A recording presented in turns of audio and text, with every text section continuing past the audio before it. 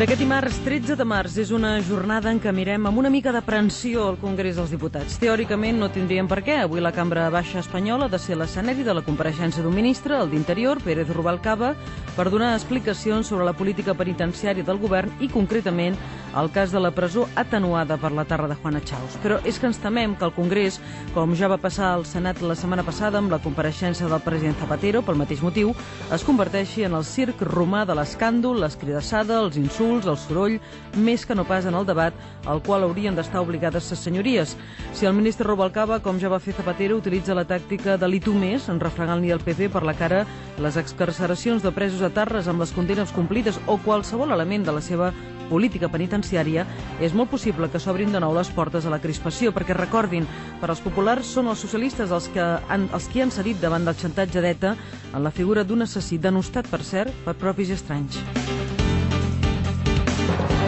I la resposta del PSOE és que els populars, a banda de colpejar-los amb el torrisme etarra, el que volen és despistar l'opinió pública, i és que 3 anys després dels atentats de l'11 de març del 2004, el judici que s'està realitzant a l'Audiència Nacional contra els presumptes islamistes i els espanyols que els van ajudar, cada vegada és més clar que els atentats es van planificar en venjança per la participació espanyola a la guerra de l'Iraq. Els intents d'algunes acusacions particulars, representants d'associacions de víctimes afins al PP, per trobar als interrogatoris indicis que vinculin els terroristes a ETA, no han tingut resultats ara com ara. De seguida escoltaran fragments dels últims testimonis escruixidors, sincerament, que es van sentir ahir al tribunal sobre el perfil d'alguns dels presumptes assassins.